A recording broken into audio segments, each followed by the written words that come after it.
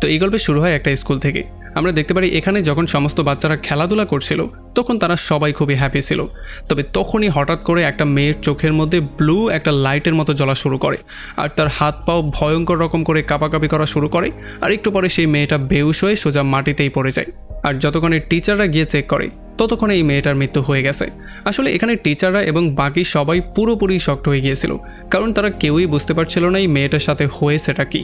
এরপরে সায়েন্টিস্টরা এই ব্যাপারটা নিয়ে রিসার্চ করার পরে ফাইনালি এই জিনিসটা বের করে ফেলে যে আসলে এটা ছিল একটা ভাইরাস, যেই ভাইরাসটা শুধুমাত্র ছোট বাচ্চাদের মধ্যেই ছড়ায়। যদিও অনেক চেষ্টা করার পরেও তারা কোনোভাবেই এটার কোনো ভ্যাকসিন বের করতে পারেনি। আর দেখতে দেখতে পুরো শহরের মধ্যে প্রায় 90% বাচ্চাদের মধ্যেই এই ভাইরাসটা ছড়িয়ে পড়ে। আর পৃথিবীর সবচেয়ে ভালো ভালো ডাক্তারদের দ্বারা চিকিৎসা করার পরেও কোনোভাবেই তাদেরকে জীবিত রাখা যাচ্ছিল না। এরপর আমরা আমেরিকার প্রেসিডেন্টকে দেখতে পারি, যে কিনা সাংবাদিকদেরকে এটা জানায় যে তার নিজের ছেলেও এই ভাইরাসের খপ্পরে পড়ে গেছে। আর তারা এইটা আশা করছিল যে বারবারের মতো এইবারও মানুষ এই ভাইরাসের মোকাবেলা অবশ্যই করে ফেলবে। আর এই ভাইরাসের অ্যান্টিডোসের জন্য সিসিডি নামের একটা নতুন টিমও বানানো হয়েছে, যারা এই ভাইরাসের অ্যান্টিডোস বানানোর জন্য তাদেরকে সাহায্য করবে। আর তখন এদিকে আমরা রুবি নামের একটা মেয়েকে দেখতে পারি, যার আজকে বার্থডে ছিল। এই জন্য তার বাবা মা তাকে বার্থডে গিফট দিয়ে খুবই হ্যাপিলি তার সাথে বিহেভ করা শুরু করে। মানে তারা এমন একটা ভাব নিয়েছিল যেন তার কিছুই হয়নি। তবে আসলে সত্যি ব্যাপারটা ছিল রুবিও সেই ভাইরাসের খপ্পরে পড়ে গিয়েছিল, আর এই জন্য তারা ভয় পাচ্ছিল যে তাদের বাচ্চাটারও না আবার মৃত্যু হয়ে যায়। এরপরে যখন রাতের বেলায় রুবিকে একা তার রুমের মধ্যে শুইয়ে দিয়ে আসা হয়, তখন রুবির কোনোভাবে ঘুম আসছিল না। এই জন্য সে রাতের বেলায় উঠে তার মায়ের রুমের মধ্যে চলে আসে আর তার মায়ের পাশে এসে শুয়ে পড়ে। তবে যখনই সে তার মায়ের শরীরে টাচ করে তখন হঠাৎই তার চোখের মধ্যে অরেঞ্জ কালারের একটা আলো জ্বলা শুরু করে দেয়। এই জন্য রুবি প্রচণ্ড ভয় পেয়ে যায় আর সে আবারও দৌড়ে তার রুমের মধ্যে পালিয়ে যায়। তবে এরপরে যখন পরদিন সকালবেলা রুবি ঘুম থেকে উঠে তখন রুবির কাছে তো সব কিছু নর্মালি মনে হচ্ছিল, কিন্তু তার মা তাকে চিনতে পারছিল না। সে তাকে জিজ্ঞেস করছিল যে তোমার নাম কি, তুমি কোথা থেকে এসেছো। তবে রুবিও তাকে উত্তর দিয়ে বলে যে আমি তো আপনারই মেয়ে, এই যে দেখুন এই গিফটটা কালকে রাতের বেলায় আপনি আমাকে দিয়েছিলেন। তবে আসলে তার মায়ের কিছুই মনে ছিল না। তার মায়ের মনে হচ্ছিল হয়তোবা রুবি কোনো মানসিক রোগী হতে পারে, যে কিনা পুলিশের থেকে পালিয়ে পালিয়ে বেড়াচ্ছে। এই জন্য সে সিসিডি নামের যে টিমটা বানানো হয়েছে তাদের কাছে রুবিকে সমর্পণ করে দেয়।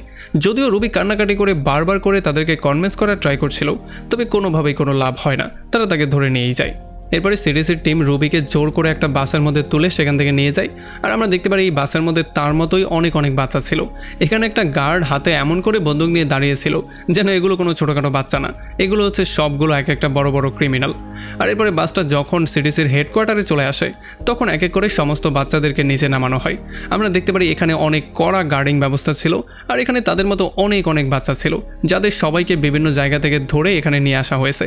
তবে এখানে যখন রুবিরা মধ্যের দিকে যাচ্ছিল তখন একটা ছেলে বারবার করে বেশি কোয়েশ্চেনিং করছিল।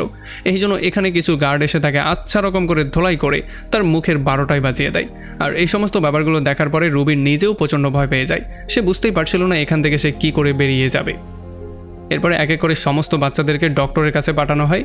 আর যখন রুবির পালা চলে আসে তখন ডক্টর তাকে বুঝিয়ে বলে যে আসলে এই রোগটা তোমার শরীরের মধ্যে একটা আলাদা রকমের মিউটেশনের জন্ম দিচ্ছে।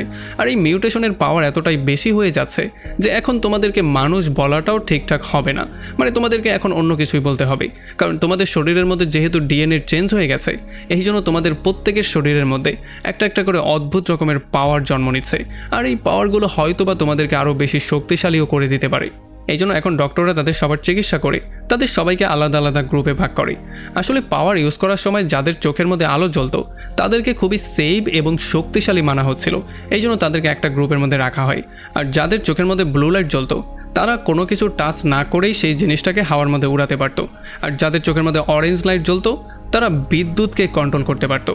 আর যদিও এই তিনটা কালার কোনো রকম একটু সেভ মানা হচ্ছিল, কিন্তু কিছু বাচ্চার চোখের মধ্যে অরেঞ্জ এবং রেড লাইটও জ্বলতো, আর তাদেরকে খুবই ভয়ঙ্কর মানা হতো। আর তাদেরকে দেখার সাথে সাথেই শ্যুট করে মেরে ফেলার অর্ডার দেওয়া হতো, কারণ তাদের শক্তি এতটাই বেশি ছিল যেগুলোর মাধ্যমে তারা চাইলে পৃথিবীও ধ্বংস করে ফেলতে পারে।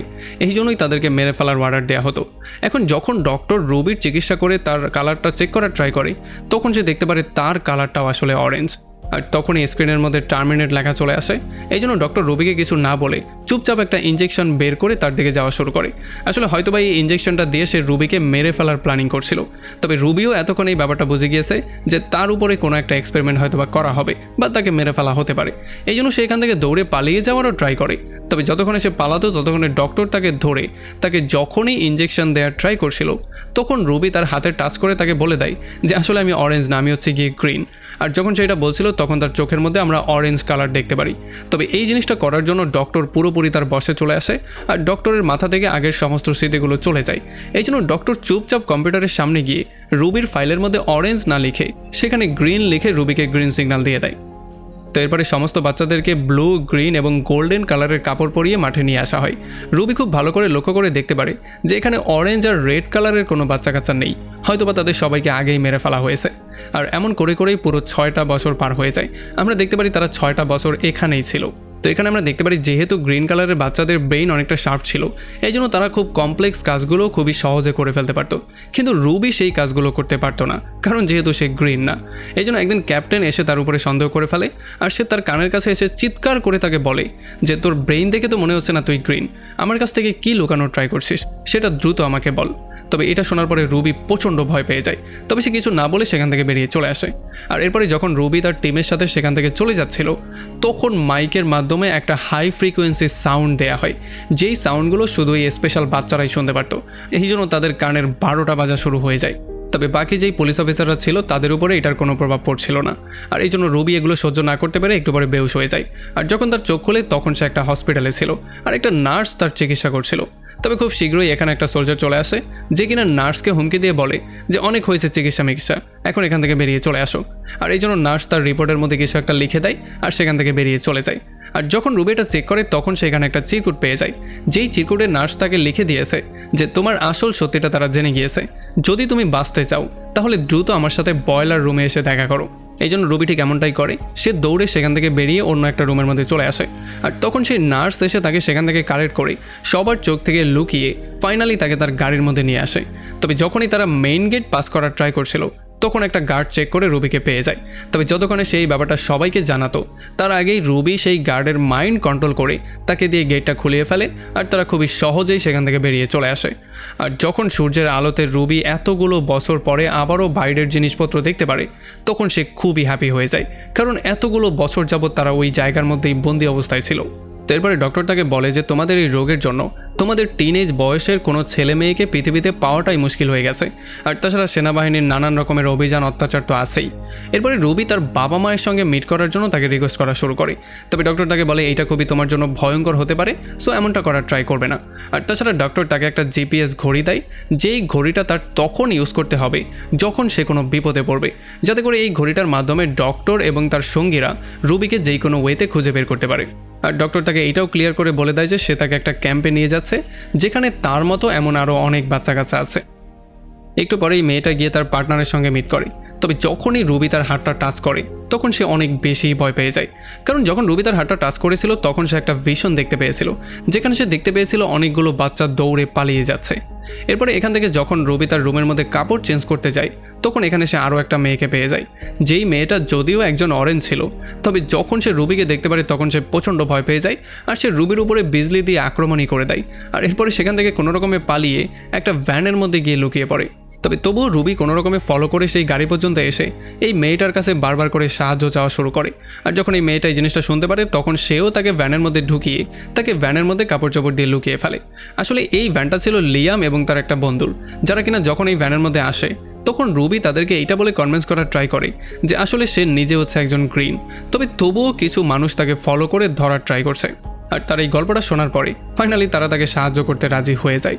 তবে এরপরে যখন তারা গাড়ি নিয়ে সেখান থেকে যাচ্ছিল তখন একটা পুলিশের টিম তাদেরকে ফলো করা শুরু করে আর বারবার করে তাদের উপরে শ্যুট করছিল।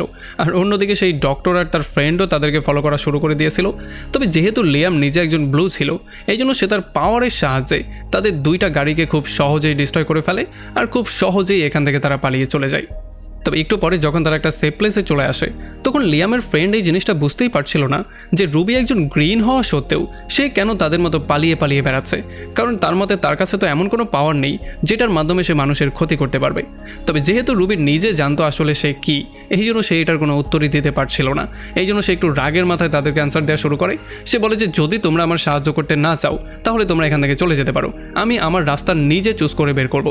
তবে তখন লিয়াম আবার তাদের দুজনকেই শান্ত করে আর সে তাকে বলে যে আমরা একটা স্পেশাল জায়গায় যাচ্ছি, আমি তোমার অবশ্যই সাহায্য করব, যদি তুমি চাও তাহলে আমাদের সঙ্গেও তুমি সেখানে যেতে পারো। সেখানে একটা অরেঞ্জ চোকালা ছেলে আছে যার কাছে এত বেশি পাওয়ার আছে সে আমাদের সবাইকেই চাইলে সেভ করতে পারবে। আর এইটা শোনার পরে তো রুবি একটু বেশি হ্যাপি হয়ে যায় আর সে তাদের সাথে যাওয়ার জন্য এক কথাই রাজি হয়ে যায়। এরপরে যখন তারা রাস্তায় ছিল তখন রুবি লিয়ামকে জিজ্ঞেস করে যে তোমরা বেস থেকে কেন পালিয়েছিলে। তখন লিয়াম তাদেরকে বলে যে আসলে সেখানে আমাদের উপরে নানান রকমের এক্সপেরিমেন্ট করা হতো যাতে করে আমাদের দিয়ে তারা একটা আর্মি বানাতে পারে, আর সেই আর্মিকে সরকার যেই কোনো সময় যেই কোনো খারাপ কাজে ব্যবহার করতে পারে, যেমন যুদ্ধের সময় শত্রুর পেছনে লাগিয়ে দেয়া বা অন্য কোনো কাজে ব্যবহার করতে পারে। এই জন্যই আমরা বাধ্য হয়ে সেখান থেকে পালিয়ে এসেছি। আর এদিকে আমরা দেখতে পারি ফাইনালি সেই ডক্টরকেও ধরে নিয়ে আসা হয়, যেই ডক্টর রুবিকে গ্রিন হওয়ার সার্টিফিকেট দিয়েছিল।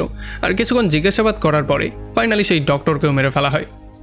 এরপরে সেদিন রাতের বেলায় যখন রুবি, লিয়াম এবং তার গ্রুপ ঘুমাচ্ছিল তখন হঠাৎই রুবির হাতটা লিয়ামের হাতের সঙ্গে লেগে যায়। আর তখন রুবি লিয়ামের সমস্ত স্মৃতিগুলো দেখতে পারে। সে দেখতে পারে কীভাবে লিয়াম সেই বেস থেকে যখন পালিয়ে আসছিল তখন সে কতগুলো বাচ্চাকে সেভ করার ট্রাই করেছিল, তবে এতে লিয়াম পুরোপুরি ব্যর্থ হয়েছে। এরপরে পরদিন সকালবেলা গোল্ডেন আইওয়ালা সেই মেয়েটা রুবিকে একটা লাল ড্রেস দেয়, যেই ড্রেসটায় সে খুবই সুন্দর লাগছিল।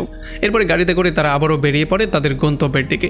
যখন রাস্তায় তারা ছিল তখন গাড়ির মধ্যে প্রেসিডেন্টের ছেলের একটা রেকর্ডিং প্লে হচ্ছিল, যেখানে প্রেসিডেন্টের ছেলে তাদেরকে বারবার করে বলছিল যে যদি আমি নিজে সুস্থ হতে পারি তাহলে তোমরা কেন সুস্থ হতে পারবে না।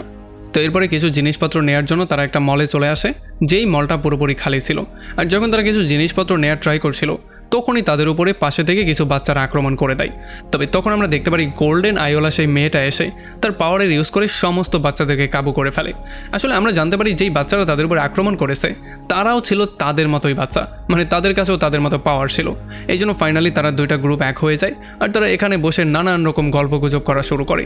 আর এই গল্পগুজবের মাধ্যমে লিয়াম যেই কোনো ওয়েতে তাদের কাছ থেকে সেই অরেঞ্জ চোকলা ছেলেটার অ্যাড্রেস জানার ট্রাই করছিল, যাতে করে সেখানে গিয়ে তারা নিজেদেরকে যে কোনো মূল্যে সেভ করতে পারে। তবে এখানে ছেলেগুলো বারবার করে তাদেরকে এটাই বলছিল যে সেখানে কোনো মানুষের পক্ষে যাওয়াই সম্ভব না, কারণ সেই জায়গাটা খুবই ভয়ঙ্কর এবং খুবই সিক্রেট। সো তোমাদের জন্য সেই পর্যন্ত যাওয়াটা এতটা ইজিও হবে না। তবে রুবি সেই ছেলেটাকে টাচ করে তার পাওয়ারের ইউজ করে সেই ছেলেটার কাছ থেকে সেই অ্যাড্রেসটা বের করে ফেলে। আর এই ছেলেটাও তার কাবুতে এসে সমস্ত অ্যাড্রেসগুলো বলে দেয়, যেটা কিনা একটা কোডের মতো ছিল। আর এই জন্য রুবি আর লিয়ামের ফ্রেন্ড মিলে ফাইনালি এই কোডটাকে ডিকোড করা শুরু করে। আর কিছুক্ষণ ট্রাই করার পরে যখন ফাইনালি তারা এটাকে ডিকোড করে ফেলে তখন তারা এই অ্যাড্রেসটা জানার পরে সবাই খুবই হ্যাপি ছিল। আর যেহেতু এখানে তখন তার সমস্ত ফ্রেন্ডরাও ছিল এই জন্য এখন তারা এই জিনিসটা বুঝে গিয়েছে যে আসলে রুবি কোনো গ্রিন ছিল না, রুবি হচ্ছে গিয়ে অরেঞ্জ। তবে তখন রুবির মনে হচ্ছিল হয়তোবা এখন তার ফ্রেন্ডরা তাকে ভয় পাওয়া শুরু করবে, এই জন্য সে গাড়ি থেকে বেরিয়ে চলে যাওয়ার ট্রাই করে। তবে তখন আবার লিয়াম তাকে বুঝিয়ে বলার ট্রাই করে যে এতে ভয় পাওয়ার কি আছে, তুমি তো আমাদের ফ্রেন্ডই। তবে তখন আবার রুবি তাকে বুঝিয়ে বলে যে দেখো আমি আমার শক্তির উপরে কোনোভাবেই কন্ট্রোল করতে পারি না, এই জন্য আমি যদি ভুল করে কারো উপরে শক্তির প্রয়োগ করে ফেলি তাহলে তার মৃত্যু পর্যন্ত হয়ে যেতে পারে। তো এরপরে তারা আস্তে আস্তে করে পায়ে হেঁটেই আগানো শুরু করে। তবে যখন তারা কিছুটা সামনে চলে আসে তখন আর্মির মতো পোশাক পরা কিছু বাচ্চারা এসে তাদের উপর আক্রমণ করে দেয়। তবে একটু পরে যখন তারা আবার লিয়ামকে দেখতে পারে তখন একজন লিয়ামকে চিনে ফেলে, এই জন্য তারা আবার তার সঙ্গে কথাবার্তা বলা শুরু করে। তখন লিয়াম তাদেরকে বুঝিয়ে বলার ট্রাই করে যে দেখো আমরা এখানে কোনো ফাইট করতে আসিনি, আমরা এখানে এসেছি শুধুমাত্র সেফ একটা লোকেশন খুঁজে বের করার জন্য যেখানে আমরা নিজেদেরকে সেফ ফিল করে থাকতে পারবো। আর এইটা শোনার পরে ফাইনালি এই সোলজার ছেলেগুলো তাদেরকে নিয়ে আসে সেই অরেঞ্জ চোকালা ছেলেটার কাছে। আর এই ছেলেটার অন্য কেউ ছিল না, এই ছেলেটা ছিল সেই প্রেসিডেন্টের ছেলে। এখানে প্রেসিডেন্টের ছেলে রুবি আর বাকিদেরকে দেখার পরে খুবই হ্যাপি ছিল আর সে তাদেরকে এটা ক্লিয়ার করে বলে যে আসলে সে পুরোপুরি ঠিক হয়নি, প্রেসিডেন্ট পুরো দেশের কাছে মিথ্যা কথা বলেছে। আসলে তার উপরে নানান রকমের এক্সপেরিমেন্ট করা হয়েছিল, তবে যখন একটা এক্সপেরিমেন্টও কাজে দেয়নি তখন সরকার একটা ক্যাম্প বানিয়ে সমস্ত বাচ্চাদেরকে ধরে সেই ক্যাম্পে রাখা শুরু করে দিয়েছিল। তবে এতে করেও কোনো কাজ হয়নি, কারণ অনেক বাচ্চারা সেখান থেকে পালিয়ে গিয়েছে।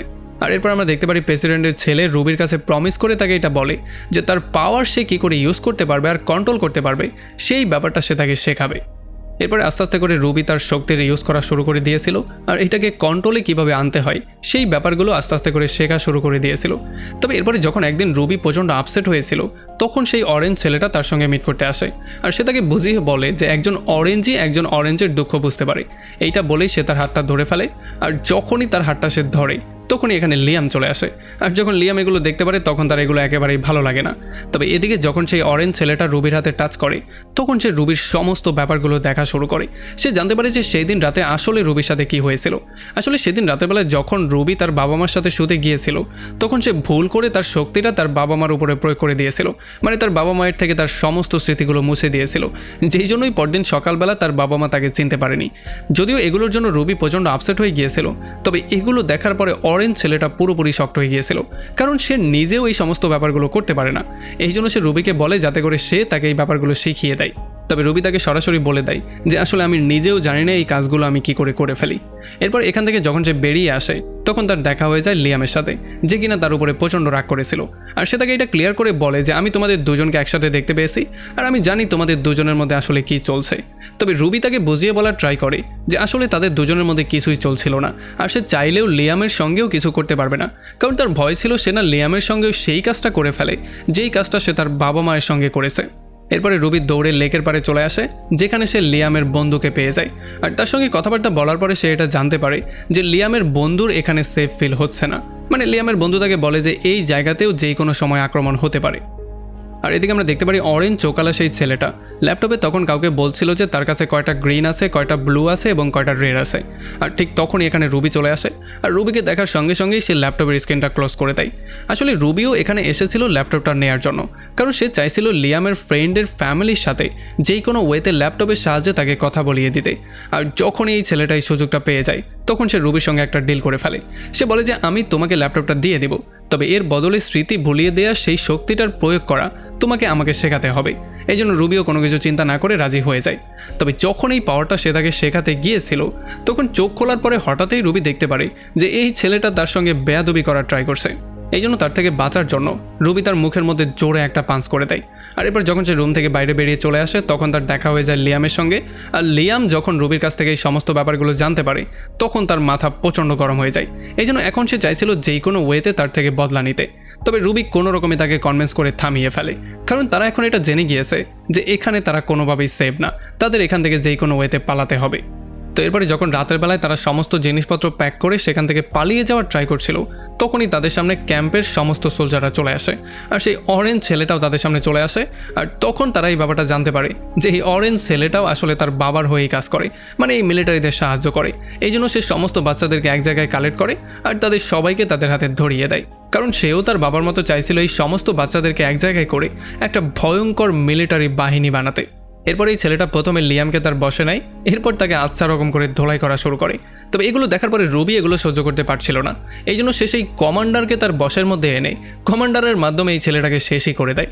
আর ঠিক সেই সময় গোল্ডেন কালারের সেই মেয়েটা তার শক্তির ইউজ করে বাকি সমস্ত সোলজারদের উপরে আক্রমণ করে দেয়। এরপর রুবি তার বাকি 3টা বন্ধুকে এখান থেকে পালিয়ে যাওয়ার জন্য বলে, আর সেই ছেলেটাকে ফেস করার জন্য সে নিজেই এখানে দাঁড়িয়ে যায়। যখন এই ছেলেটা আস্তে আস্তে করে তার দিকে আসছিল তখন রুবি সমস্ত সোলজারদেরকে কাবু করে ফেলে আর তার দিকে গান পয়েন্ট করে ফেলে। তবে তখন আবার সেই ছেলেটা সমস্ত সোলজারদেরকে কাবু করে নিজেদের মধ্যে গোলাগুলি করিয়ে নিজেদেরকেই মেরে ফেলে। এরপর রুবির শত চেষ্টার পরেও সেই ছেলেটা রুবির উপরেও কন্ট্রোল নিয়ে নেয়, মানে এখন সে রুবিকে দিয়েও যা ইচ্ছা সেটাই করাতে পারবে। এখানেই ছেলেটা তাকে বলে যে আমি তোমার পাস্টের দুঃখজনক যত স্মৃতি আছে সমস্ত স্মৃতিগুলোকে মুছে ফেলবো, এরপর আমি আর তুমি একা এই দুনিয়ার উপরে রাজত্ব করব। তবে যতক্ষণে সে এই কাজটা করতে যেত তার আগেই রুবি হোশে চলে আসে আর সে দেখতে পারে একটা হেলিকপ্টার উপরে উঠছে। এই জন্য সে সেই হেলিকপ্টারকে কন্ট্রোল করে সোজা এই ছেলেটার উপরেই হেলিকপ্টার দিয়ে আক্রমণ করে দেয়। এরপরে আরও একটা হেলিকপ্টার রুবির উপরে যখন আক্রমণ করতে আসছিল তখন একেবারে শেষ মুহূর্তে লিয়ামের বন্ধু এসে রুবিকে সেভ করে ফেলে। তবে এমনটা করতে গিয়ে সে অনেক জঘন্যভাবে আহত হয়ে যায়। এখন রুবিও বুঝতে পারছিল না লিয়ামের ফ্রেন্ডের সাহায্য সে কী করে করবে। আর তখনই তার মনে পড়ে যায় তার পকেটে থাকা সেই জিপিএসটা সম্পর্কে যেটা ডক্টর তাকে দিয়েছিল। এখন যেহেতু ডক্টর সেই ক্যাম্প থেকে ভাগতে তাকে সাহায্য করেছিল এই জন্য সে একটু না একটু ভরসা তো তার উপরে করতেই পারে। এই জন্য যখনই সে জিপিএসটা অ্যাক্টিভেট করে দেয় তখন যত দ্রুত সম্ভব ডক্টরও এখানে চলে আসে আর তাদেরকে সাহায্য করার ট্রাই করে। এরপরে পরদিন সকালবেলা যখন রুবি চোখ খোলে তখন সে দেখতে পারে সে একটা রুমের মধ্যে আছে, মানে একটা বিছনায় সে শুয়েছিল আর ডক্টর আর তার টিম তার সামনেই চেয়ার লাগিয়ে বসেছিল। এখানে ডক্টরটাকে বলে যে দেখো তোমার ফ্রেন্ড লিয়াম এখন হসপিটালে ভর্তি আছে আর হয়তোবা খুব শীঘ্রই সে ঠিকও হয়ে যাবে, তবে সে কোনোভাবেই এখানে থাকতে চাচ্ছে না। সে খুব শীঘ্রই হসপিটাল থেকে বেরিয়ে যেতে চাইছে আর সে একাও সেখান থেকে যেতে চাইছে না, সে যেই কোনো মূল্যে তোমাকে নিয়ে যেতে চাইছে।